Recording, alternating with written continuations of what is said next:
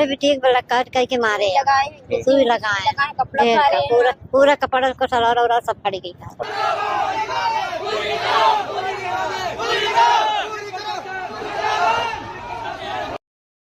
जो तहरीर प्राप्त हुई है उसके आधार पर अभियोग पंजीकृत किया जा रहा है। इसमें डॉक्टर्स के पैनल से वीडियोग्राफी के माध्यम से पोस्टमार्टम कराया जाएगा और सीसीटीवी सहित गहन तरीके से जांच की जाएगी ताकि किसी भी तरह की तथ्य की कोई त्रुटि ना हो, कोई तथ्य छूटे ना। तहरीर और जो जांच में जो तथ्य सामने आएंगे उसके आधार पे जो भी दोषी होगा उसके विरुद्ध सख्त कार्रवाई। और FIR भी दर्ज हो गया है। मैं इतना कहूँगा, जो इसमें समाजवादी पार्टी वाले जो राजनीति सेक रहे हैं, समाजवादी पार्टी की सरकार में बहन बेटी की इज्जत थाने पर लूट दिया जाए, ये बताएंगे। हमारी सरकार तुरंत कार्रवाई करती, इसमें भी कार्रवाई होगी।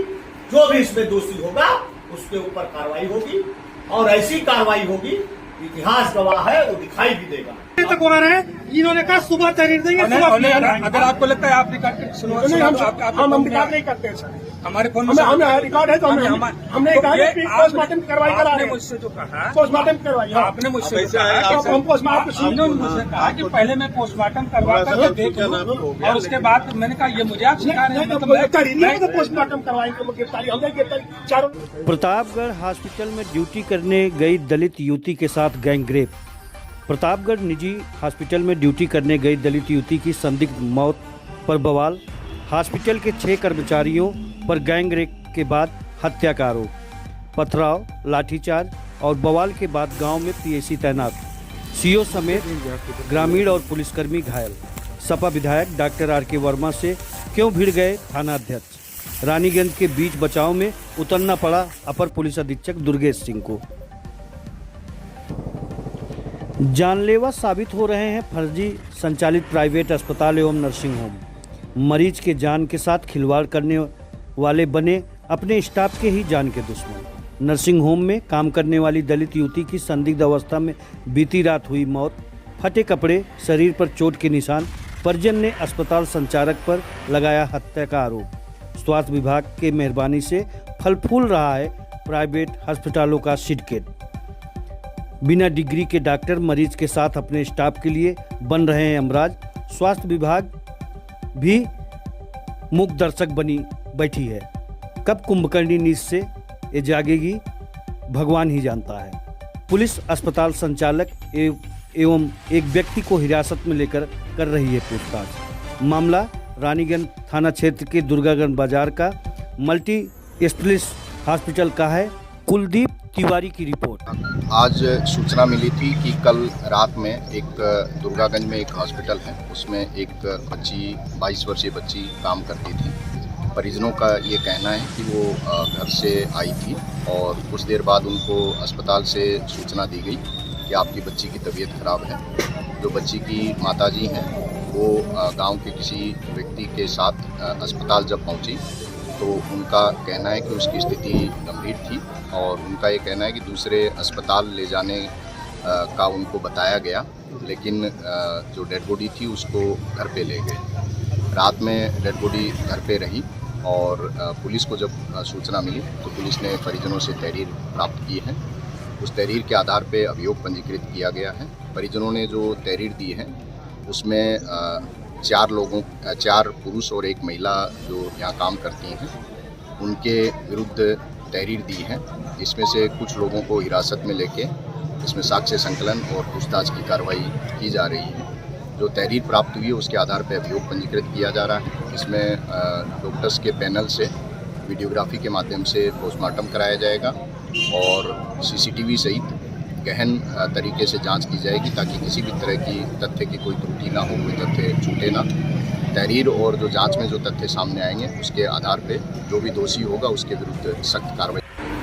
ये मामला वासी की प्रिया थी और एक नर्सिंग होम निजी काम करती थी दुर्गागंज में, और कल पता चला एक घटना हुई है और हमारी सरकार बहन बेटियों के लिए जब से मेरी सरकार आई है कोई भी अगर घटना करता है उसमें तुरंत कार्रवाई होती। इसमें भी तुरंत कार्रवाई हुई है और निश्चित जो इसमें दोषी होंगे वो पकड़े जाएंगे। हमको जानकारी मिली है 3 लोग पकड़ भी लिए गए हैं, तो बैठाए भी गए हैं थाने पे और FIR भी दर्ज हो गया है। मैं इतना कहूंगा, जो इसमें समाजवादी पार्टी वाले जो राजनीति सेक रहे हैं, समाजवादी पार्टी की सरकार में बहन बेटी की इज्जत थाने पर लूट लिया जाए, ये बताएंगे। हमारी सरकार तुरंत कार्रवाई करती, इसमें भी कार्रवाई होगी, जो भी इसमें दोषी होगा उसके ऊपर कार्रवाई होगी, और ऐसी कार्रवाई होगी, इतिहास गवाह है, वो दिखाई भी देगा। इसलिए मैं रानीगंज की जनता से इतना निवेदन करता हूँ और प्रशासन से भी कहता हूँ। साल गई थी, क्या हुआ बेटी के साथ? हमारी बेटी का 6:30 बजे ड्यूटी पर आई थी जी। 6:30 बजे आई थी ड्यूटी पे, हंस बोल के खा पी के तैयार होकर अच्छे दिन से सब आते हैं।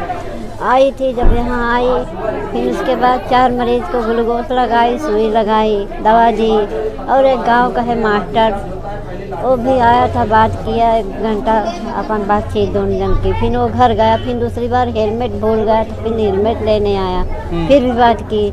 फिर उसके थोड़ी देर बाद जब वो घर पहुंचा तो फिर यहाँ से कॉल गया हमारे पास, कॉल गया कि तुम्हारी बेटी जहर खा के घर से आई है, तुम जल्दी आओ। तो हम बोले कि अभी हमारी बेटी तो गए, कितनी देर है, हंसी खुशी अच्छे से गए, जहर काहे खाए, और इतनी देर गए हो गए, साइकिल चला के इतनी दूर से खींच के साइकिल वो खड़ी है। हाँ, ओकरे बाद का कहा थे, फिर आए हम यहाँ, हमका अंदर देखे नहीं रहे तो ओकरे बाद बाहर बैठाए रहे हैं। फिर ओकरे बाद हमका कहीं चलते अपने दूसरे अस्पताल में रह के, फिर जब लेके जाए लागन तो गेट के अंदर घर में घुसे लागन, हमारे घर कहती हमके भैया ये तो हमारे घर ही आटा है, हमारे घर के कहती जिन घुसा अस्पताल ले चला, कहन कि नहीं यह अस्पताल आटा है। तब हम जब समझ गए कि हमारी बेटिया नाइन, तो हम चिल्लाए लगे, तो फिर गाँव वाले जुट के ओकरे नहीं सोचे कि उतार के भाग लग रहा है माता जी, क्या हुआ होगा बेटी के साथ? अरे भैया हो करते भाव तबे तो भावा ही हास्ता। अच्छा, अभी ना गलत भय कैसे होए, कहे पता नहीं कि कैसे दुश्मनी निकाले। हमारी बेटिया हमसे कभी सहन नहीं करत रही है। कितने साल की थी बेटी? 22 साल की थी। आपको लग रहा है कि कर्मचारी उसको हाँ, गलत करके मार डाले? चाहे जहर खियाए हो, चाहे गलत काम करके मारे, अब तो समझदार है। अब आप क्या चाहती हैं माता जी? भैया हमका नहीं चाहिए, हमारे के सहारा नहीं, न बाप है न भाई है, एक ही बहन लेके हम कैसी जिंदगी काटब। इनका सबक किस नहीं चाहिए, इनका अस्पताल जहाँ पर गुंडाई दिखावा था, इनको कुछ सबक सिखावा चाहिए। पुलिस वाले लाठीचार्ज की है आज क्या? हाँ, लाठी प्रधान के औरत के बहुत तगड़ा लगा है, घर पे भाग गई हैं रोज। एक जने के यहाँ पैर टूट गया है, एक भाग गए हैं, सब आधा चलावे लागे तो भाग गए। हम डर कबारा वहीं बैठी रहे, हमका बीचे में कुचल डाली हैं। फिर बाद में आए हैं धीरे धीरे। कप्तान साहब आए थे, कुछ आश्वासन दिए? हाँ, आए थे, आश्वासन दिए, बोले कि जो भी मदद हो सकेगी हम भरपूर करेंगे, और फिर बेटी की पढ़ाई भी करेंगे, देखभाल भी करेंगे, और उनको लोग भी सजा भी देंगे।